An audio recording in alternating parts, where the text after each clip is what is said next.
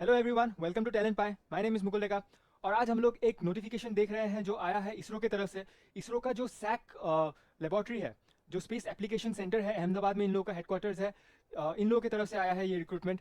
जो सैक है, आपका जो स्पेस बॉर्न इक्विपमेंट्स जो होते हैं ये डिज़ाइन करते हैं, जैसे कि आपके जो ट्रांसपॉन्डर्स थे इन सैट में, जी सैट सीरीज़ ऑफ सैटेलाइट्स, और फिर जो आपके IRS सीरीज़ है, अर्थ ऑब्जर्वेटरी सैटेलाइट्स, इन सब के ट्रांसपॉन्डर्स सैक वाले डिपार्टमेंट में ने ही डिज़ाइन किया था।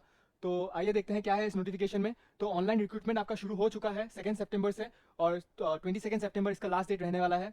तो ये आपका प्रोजेक्ट बेसिस पे होने वाला है रिक्रूटमेंट। तो इसमें आपके दो पोस्ट में ये लोग रिक्रूट कर रहे हैं। एक आपका प्रोजेक्ट एसोसिएट 1 है, और फिर एक प्रोजेक्ट साइंटिस्ट 1। तो देखते हैं क्या है, डिटेल्स देखते हैं इसमें। तो प्रोजेक्ट साइंटिस्ट 1 में आपके बस एक वैकेंसीज है।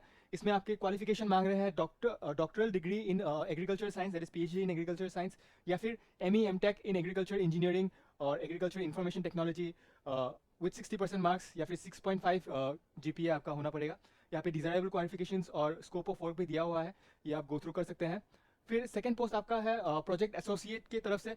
इसमें आपका 7 पोस्ट है। इसमें आपको एसेंशियल क्वालिफिकेशन ये लोग मांग रहे हैं MSc इन जियो इन्फॉर्मेटिक्स, और फिर रिमोट सेंसिंग GSI। इसमें आपका 65 मार्क्स चाहिए होगा क्वालिफाइंग एग्जामिनेशन में, मतलब MSc इसमें 65 मार्क्स। और फिर आपका अगर आप CGPA आप बताएं तो CGPA ये लोग मांग रहे हैं 6.84 CGPA मांग रहे हैं। या फिर इसमें ऑल्टरनेटली आप अगर BTech in agriculture information technology, geoinformatics और एग्रीकल्चर इंजीनियरिंग में अगर आप कर चुके हो तो इसके लिए भी आप एलिजिबल हो। इसमें भी आपका 65% मार्क्स एंड 6.84 GPA मांग रहे हैं। तो स्कोप ऑफ द वर्क्स इधर पे आप देख सकते हैं।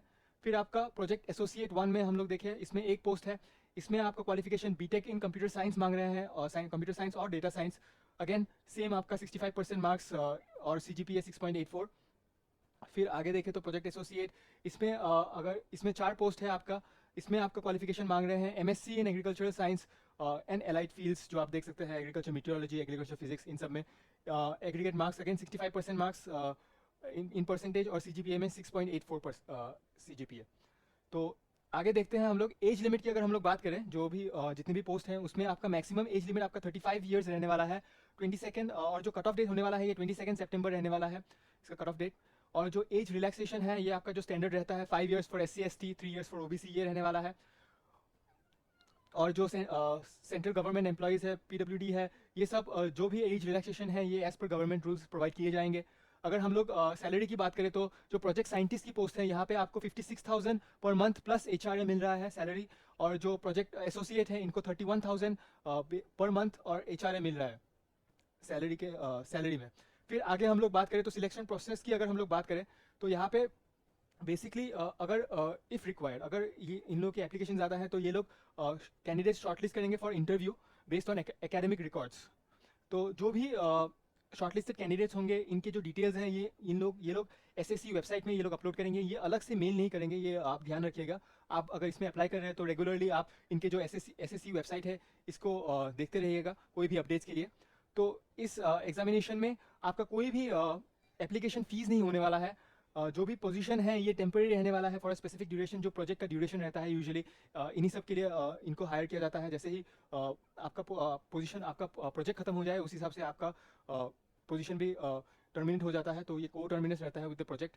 तो ऑनलाइन रिक्रूटमेंट पोर्टल्स की अगर हम लोग बात करें तो फिर अगेन डेट आप जानते हैं 2 सितंबर से 22 सितंबर तक इसका डेट है। आप लोग इसका ऑनलाइन एप्लीकेशन इनके वेबसाइट में जाके देख सकते हैं www.ssc.gov.in या फिर careers.ssc.gov.in में, यहाँ पे डिटेल्स दिया हुआ है इसका। फिर आगे अगर हम लोग बात करें तो फिर जो भी कम्युनिकेशन है वो SSC की वेबसाइट के थ्रू दिया जाएगा, जैसे कि आपको बताया था। आपको इनकी वेबसाइट रेगुलरली चेक करने पड़ेंगे। फिर जो भी कट ऑफ डेट है, जो भी आपका एसेंशियल क्वालिफिकेशन हो या फिर एज लिमिट हो, इसका कट ऑफ डेट 22 सितंबर रहने वाला है। दैट इज इस एप्लीकेशन का लास्ट डेट जो है।